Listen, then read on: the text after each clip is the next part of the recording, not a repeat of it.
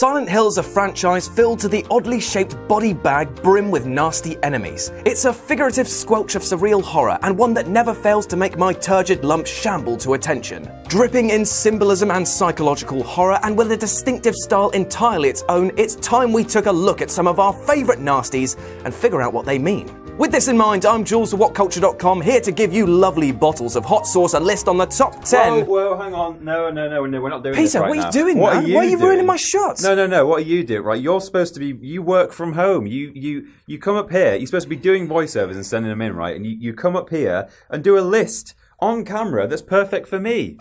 Why is it perfect for you? I have every right to do this list. Yeah, but I have a degree in psychology. Psychological horror, Silent Hill. Why you come up to the office? You don't even work here. Listen. It doesn't matter. I'm here now. Why don't we just share the list? It'll be fine. We can work together. It'll be a good way to bond. Really? Yeah, we'll do it together. Right. Well, we'll do it. Reverse psychology. I've got it. That's what you're doing to me, right? Reverse psychology. Reverse psycho. I've got an idea. Why don't you do it on your own? Me do the list on my own. By yourself. Like reverse. You do it on your own. Thanks, man. I will. This is the top 10 most disturbing Silent Hill enemies. Well, on your own? Yeah. Number 10. Bubblehead Nurses. Silent Hill 2. Who doesn't love a sexy nurse? Well, I personally prefer my women with a face and who don't try to beat me to death, but beggars can't be choosers. On the surface, you can easily feel the sexualized vibes this enemy gives off with its short, provocative skirt and rather ample bust, linking the nurse to James's sexual frustrations. However, you can also argue that James Sunderland's experiences with hospitals and his wife's terminal illness play into their design.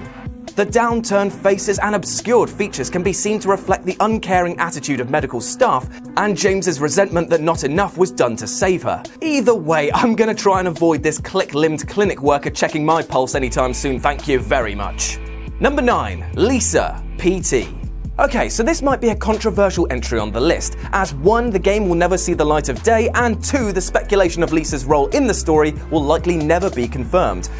But here goes. So you know that old saying, an eye for an eye? I think someone important like Kanye said it once. Well, you see, Lisa, she's only got one eye. And she's also had her baby taken from her thanks to her husband murdering both her and the unborn kidlet. Now again, speculation abound, but in PT we could assume that we are playing the role of the husband. And the repetitious cycle of escalating madness shown in the teaser is a reflection of avoiding guilt. Each time we go through the door, we are looking to escape what we've done, but there she is, with all her wiggling baby in a sink joy. Grim. Number 8. Pyramid Head, Silent Hill 2. Oh, Pyramid Head, you beautiful chiseled beast! There's something about the way you rip people's skin off that makes me love you so. This walking man mountain is disturbing in all the right ways. Big ass buster sword, physique like Simon Miller's, and a f***ed up sexual introduction. All the good stuff. Mr. Head is a little bit violent and just a tiny bit sexual, seen here tearing apart or molesting other enemies in the game and using his sword like a big old metal cock.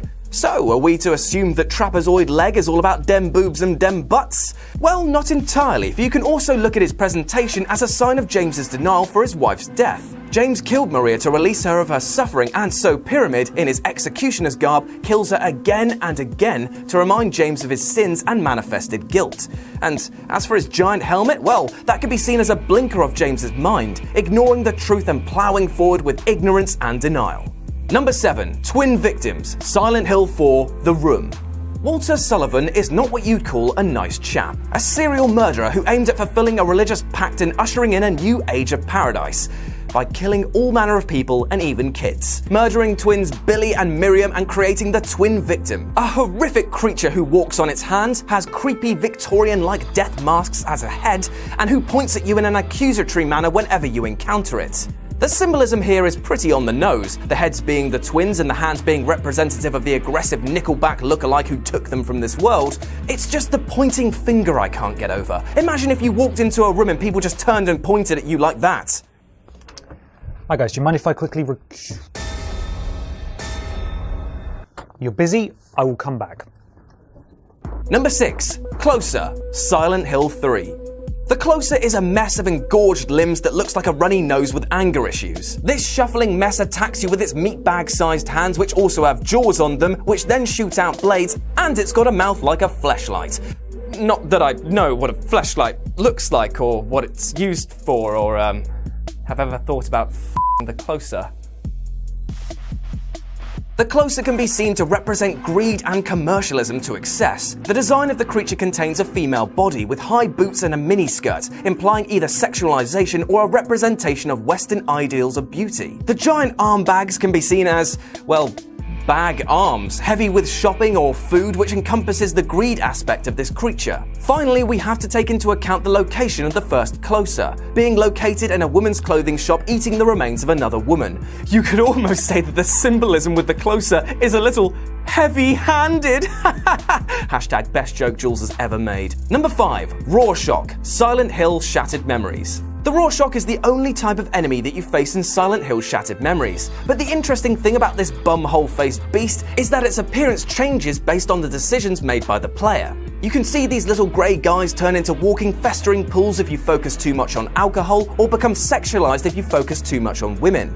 You see, the Rorschachs exist as a manifestation of denial from central figure in the game Cheryl Mason. Their white, featureless bodies therefore come to reflect something similar to white blood cells defending their host. And while this is all creepy for sure, that's nothing compared to what they do to you if they capture you with their grubby little hands, for they aggressively, disgustingly coddle you to sleep, which, all joking aside, is really goddamn unsettling. Number 4, Abstract Daddy, Silent Hill 2. This monster is meant to be the manifestation of the sexual assault suffered by Angela Orozco at the hands of her brother and father. Abstract Daddy reflects this as it appears to be made up of two figures on a bed of sorts, with one figure clearly dominating the other.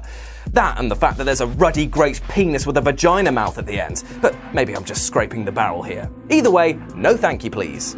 Number 3, Amnion, Silent Hill Homecoming. Okay, well, this is A, f***ing terrifying, and B, no, seriously, look at her f***ing extendo face, what the shit is this about? Much like a lot of the other protagonists on this list, Alex Shepard has done something naughty in his past. In his case, he accidentally killed his younger brother Joshua while out on a lake after a tussle over a family ring. So here we have Amnion, a pregnant, waterlogged spider being which contains the dead body of his brother. You can see this womanly figure pregnant with Joshua as a representation of Alex's guilt, his denial of the events giving birth to this horror.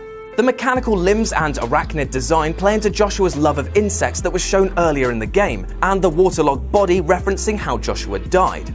It's the perfect marriage of horror, dead kids, spiders, and appendages that don't exactly look like they're up to health and safety standards. Number 2, Slurper, Silent Hill 3. These deceiving little pig-nosed horrors just love to gang up on Heather in Silent Hill 3 and have their way with her. If that sounded a bit raunchy, then it's intentional, as the Slurper's design seems to have been based around addicts or sexual predators. The leather short-wearing pig-nosed beast uses its club hands to knock Heather over and climb over her in order to do damage. This action ties into the overarching narrative of Heather giving birth, so the Slurper fulfills this role of a sort of incessantly hungry child.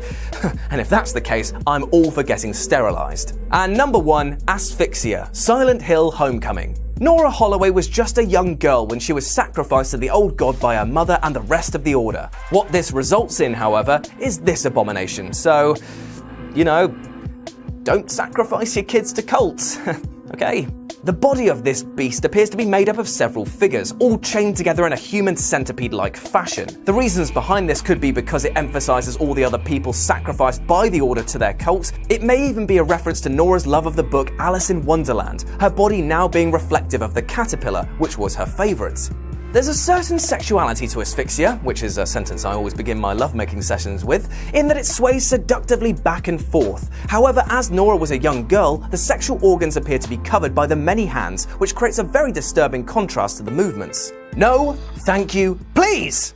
And that's our list. If you want to spout about any other Silent Hill beasties, then you can do so in the comments section below. And if you want to follow the What Culture Gaming team, you can do so here, or you can follow me at my personal Twitter, RetroJ with a 0. As always, if you enjoyed the video, then like, share, and subscribe for more. I've been Jules from WhatCulture.com, and I'll see you soon.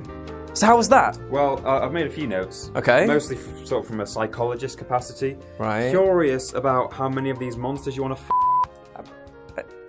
I mean, it's not something that Daddy issues. It's a funny guy!